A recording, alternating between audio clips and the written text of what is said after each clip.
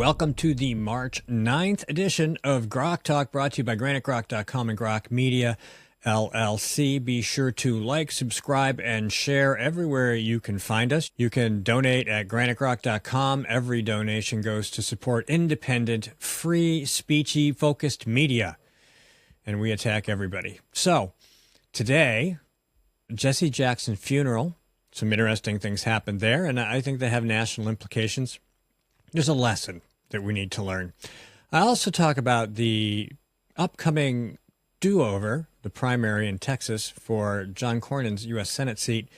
AG Paxton has challenged him. It's a tight race. Everybody's waiting for Trump to endorse. And there's just a lot of different things going on there that will define that. And I have a question about what you would be willing to tolerate in that race, depending on what Mr. Trump decides to do. And finally, culture. Yes, culture. Well, all my kids were born after 1995, so they're an interesting mix of gen this or that. And this particular individual, he has an epic rant that I want to share, and we're going to talk about it when GrokTALK starts in less than 60 seconds. Not everyone can get up every day and look for ways to piss people off. But here at GraniteGrok.com, we do that almost every day. I can't tell you how many times someone's lost their SHIT and threatened to end us. But we're still here, pissing people off. It's almost like we enjoy it. And we've been doing it since 2006. That's almost 2 decades of news, politics, and opinion, and now podcasts. And we're just getting started. We believe in principles before parties and politicians. We defend free markets and individual liberty, and if that makes you mad, it makes us smile. We're like Grandma after she stopped caring what other people thought. If that sounds refreshing, you need to check us out. This is Steve McDonald for Granite Grok, and we'll keep shining the light on them for you. What the hell's going on in Texas? And could it affect the rest of the country? The question remains unanswered as Ken Paxton and John Cornyn go into a rematch in the Republican primary for U.S. Senate in Texas. Cornyn, of course, is the longtime, something like 20-plus year incumbent and a massive rhino. I mean, taking out Cornyn would be a beautiful thing. But Cornyn has obscene amounts of money and influence, so it's a difficult task. Unseating a sitting senator is a very challenging thing to have to do. Ken Paxton, of course, is the battling AG of Texas. He has gone into the pits and fought and dug, and the truly conservative right really, really likes this guy. He's got some scandals in his life, but, you know, once you're in politics, geez, that crap just seems like it kind of begins to pile up on you, and you get lots of baggage, and Cornyn certainly got plenty, and Trump supporters have no reason to like him, and neither does President Trump, but he is hanging an endorsement in the race over both gentlemen. And one of the questions is it possible that John Cornyn, if he were to get endorsed by Donald Trump, and John Cornyn doesn't even like Donald Trump, that we could get something really, really big in exchange? There's a lot of ifs, so it's a dangerous get. If Cornyn, what if we then get the SAVE Act? Of course, the only way we're going to get the SAVE Act is if they change the filibuster rules, which Republicans have been loath to do for reasons I can't begin to understand, because the minute Democrats get a majority, those things are out the window, and they're ramming crap up into the president's face faster than a goose can shit. That's just a reality. Republicans, of course, are, in Congress, the reason people don't like Republicans. That's just how it is. They always manage to do stupid shit, but think about it. What if we could get the SAVE Act? What if we had to put up with Trump endorsing Cornyn, which would piss off his base all over the country? But the U.S. Senate found a way to leverage whatever powers are at their disposal to get the SAVE Act through. If they got rid of the filibuster, they could do a whole bunch of other stuff too. Things that most of us are agreed they don't want to, because Congress doesn't want to do anything, because it's difficult to get reelected when you actually do things. When you do nothing, you can pretend you're going to do stuff. You can pretend stuff you did was good stuff, and you can probably get a majority of people, if you spend enough money, to show up and put you back in office. That's probably how John Cornyn managed to stay there so long. Him and all those other aging douchebags that are there mucking up the works. Trump has done a lot of things to try and improve the situation. He's been moving senators into positions in his administration, opening up seats in friendly states where governors can appoint more conservative replacements, more aligned with the Trump agenda. And of course, we need to make sure that the Cornyn seat has a Republican in it. And I don't think that's going to be a problem. The left and the media is pressing this narrative that the Democrats think they have a chance to take it. I don't think they do. This Tallarico guy, he's a wingnut. I mean, he's just out there. And he's been out there for years, apparently. So we'll see. You know, the SAVE Act would help. But again, is it worth it? Is it worth leveraging a Cornyn endorsement to get the SAVE Act? The SAVE Act would be national. There would be tons of lawsuits piling up to try to prevent it from ever going into force. District courts would, issue injunctions left and farther left to try and stop it from being enforced before the midterms. And they might succeed. It might get tangled up in the judicial, like my tongue, it might get tangled up in the judicial system. It may never see the light of day.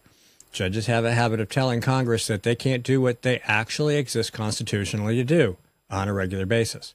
Federal elections can be regulated by the federal government. Local elections, your states can do whatever. But if we had the SAVE Act, they would have to prove citizenship to register. They would have to provide photo ID to vote. Everybody knows that those things aren't as hard to get as Democrats claim, and women and other minorities are a lot smarter than they give them credit for. So it's a big mess. I personally would prefer Paxton. I would prefer Paxton and get rid of the filibuster, especially at least get rid of the fake filibuster where they don't actually have to stand there and talk forever. That rule's got to go one way or the other, but nobody seems to want to do that. These damn Republicans are wasting another majority, and the John Cornyns in the party are why we're where we are. We should have crammed a boatload of legislation through that damn Congress already in year one, and here we are sitting on our hands waiting to see what happens in the midterms. That can't happen. So that's where we are. We have what if John Cornyn and what if Ken Paxton. Personally, I would love to see the SAVE Act passed. I really don't want to see John Cornyn back in Washington, D.C. And if Paxton wins the primary, he's probably going to be the next senator from Texas. Cornyn could get the endorsement and still lose the primary. What happens then? Do we still get the SAVE Act? I don't know. Well, it's Washington, D.C. There's lots of games. There's chess. There's 3D chess, 4D chess. Personally, I think the Republicans need to get off their asses in the Senate and do something about it. I could write all the emails I want, but both of my senators are idiot Democrats. They don't want ID. They don't want election integrity. They could care less. In fact, I'm sorry, they care quite a bit. They want the elections as loose and wild as possible. Proving that you actually are legitimately a voter in a district is not something that concerns them, at least as long as they think that helps them win. Chew on that for a little bit. We'll be right back. The Reverend Jesse Jackson passed away last month, and this audience will certainly have mixed thoughts about his life and the things he did and the things he promoted. And I guess you're entitled to your opinion. I hope you have it and express it in whatever way you choose. Be productive, include receipts. In any case, the man did fight for civil rights. We may not all agree on the way he did it or his approach, and I would say that during his life, while he may have done some great things, the black community has declined and suffered significantly in ways we've mentioned repeatedly. But I think that he tried to be a family man, and he has a family, and, well, his son, Jesse Jackson Jr., came out last month and said, hey, listen, we're going to be having this funeral/memorial thing, and leave your politics at home. I mean, he literally said, do not bring your politics out of respect to Reverend Jesse Jackson and the life that he lived to these homegoing services. Come respectfully and come to say thank you.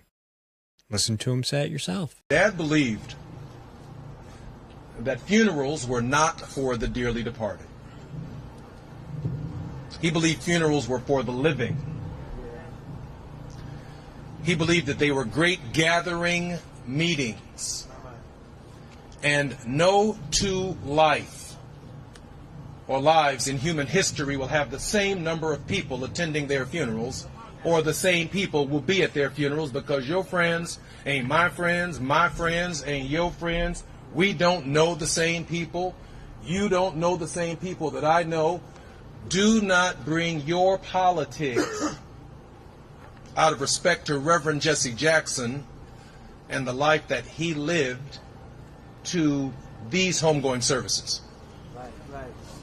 Come respectful and come to say thank you. But these homegoing services are welcome to all. Democrat, Republican, liberal, and conservative, right wing, left wing, because his life is broad enough to cover the full spectrum of what it means to be an American. And you will know by now that since that event has passed, Democrat presidents, former Democrats who wanted to be president but weren't, they basically showed up to shit on Donald Trump. And that's fine. If you want to shit on Donald Trump, please do. I would highly recommend that you do it to every politician, because at some point they all really deserve it. Every single one of them. And so we're pretty fair about that. We'll dump the bucket of crap on just about anybody, no matter where they are on the political spectrum, when they wander off that this is a constitutional republic plantation. That's just the way it works. So these guys showed up. Bill Clinton, Joe Biden, Barack Obama. Scathing, mean, insulting, crass. And again, that's just great. This is not the place for it. And you were told not to do that. Hi, Cosmo. He's doing good, by the way. All his tests came back clear. So now we have a 10-year-old lab. His birthday's next week. And he's in pretty good shape. Hopefully we'll get a few more years out of that guy. We really like him. Anyway, Jesse's no longer with us. But these Democrats could not stop themselves. Jesse Jackson Jr. said, leave your politics at home. That's what they brought. They brought politics. And he had some words for them after the fact. I listened for several hours of 3 United States presidents who do not know Jesse Jackson.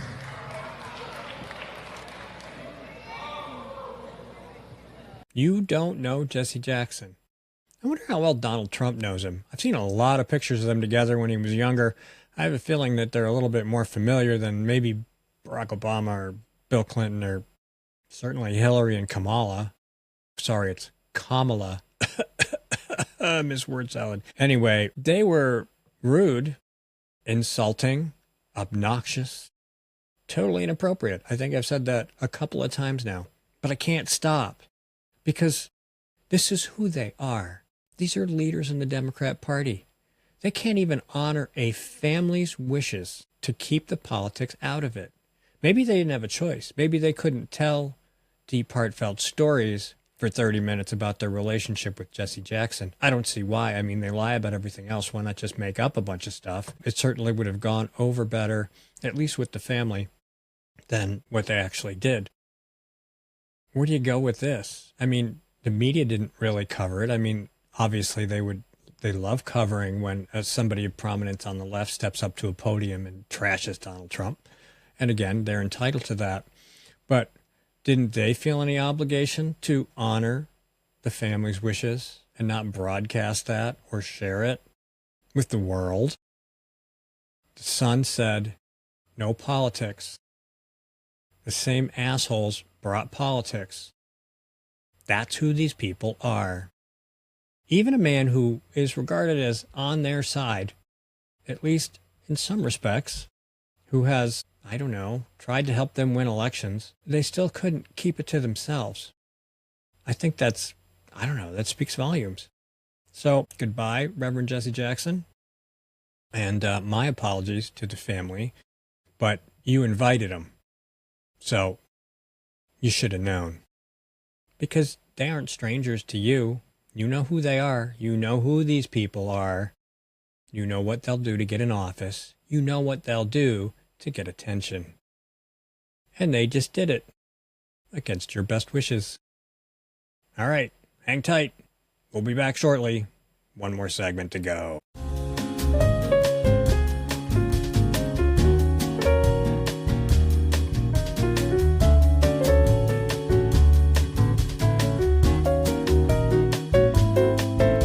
The internet's a great place. There's all kinds of cool stuff on there, loaded with deception, intrigue, scams, schemes, and somewhere in the pile, you can find some honest information or even just some good old-fashioned entertainment.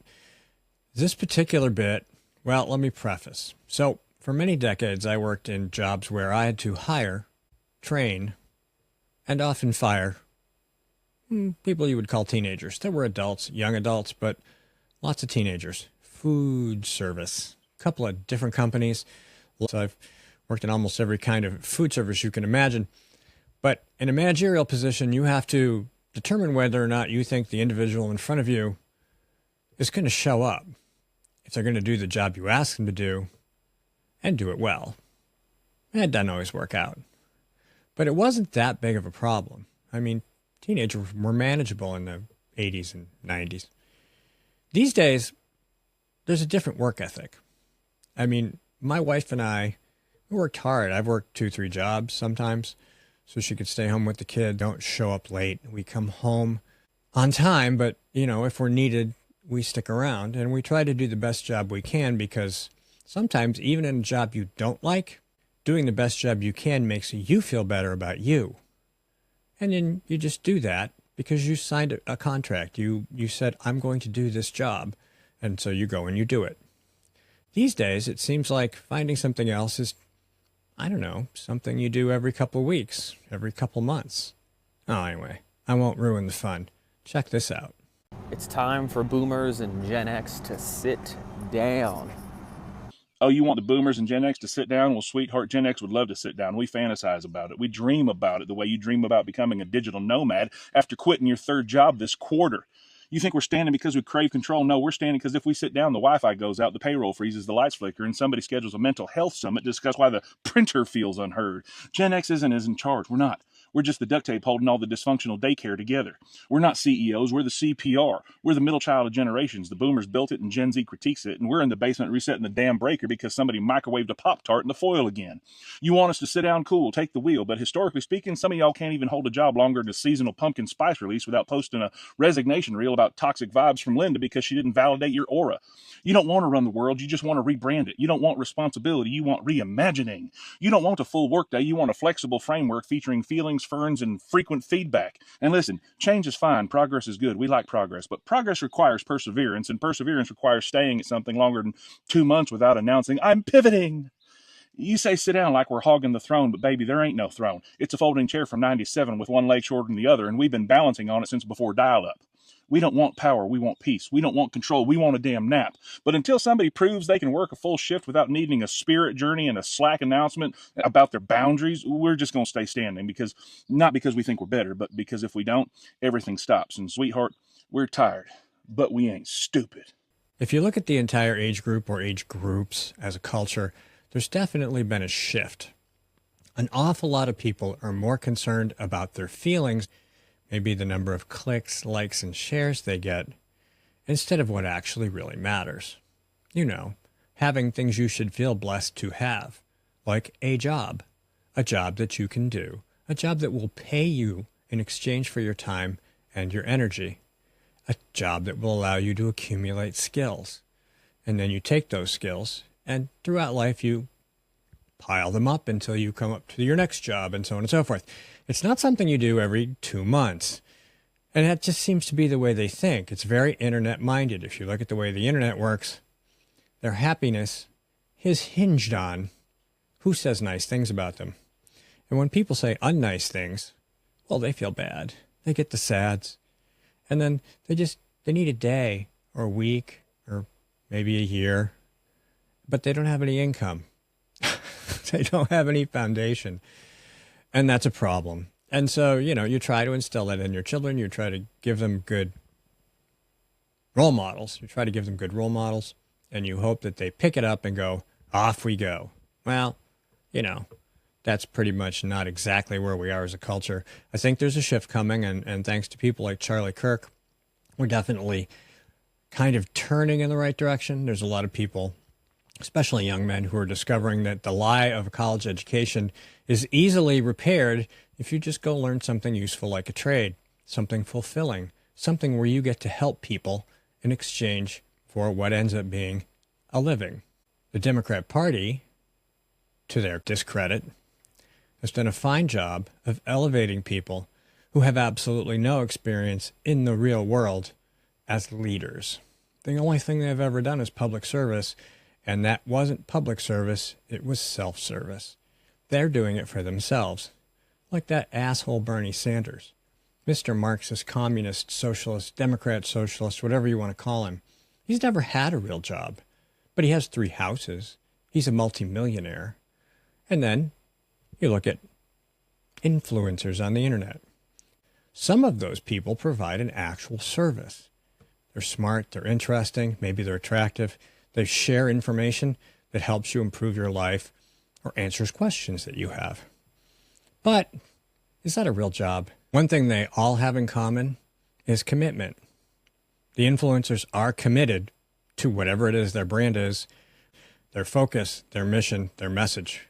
Politicians like Bernie Sanders, he's successful because he did the same thing. He's all in. He isn't quitting, and he's a U.S. Senator and has been for many years. He's incredibly wealthy. He's a nut job, and thank God he's never going to be president. He's a nut job, but he's a successful nut job. Again, you have to focus. You have to have a plan. You have to have a goal. And it just seems like, as the guy just said, they don't have that.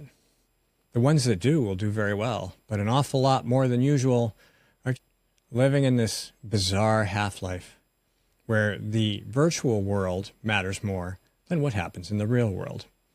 And that's not going to be a service for them in any way. They're not going to be happy. They're going to end up, I don't know, like Renee Good maybe, just crazy, thinking that you can go out and do strange shit like she did.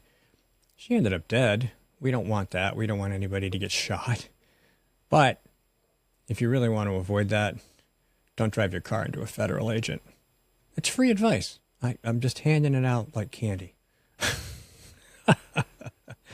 All right, it's been kind of a weird, rambly version of GrokTALK this week, but just a couple odds and ends that I felt like I wanted to talk about.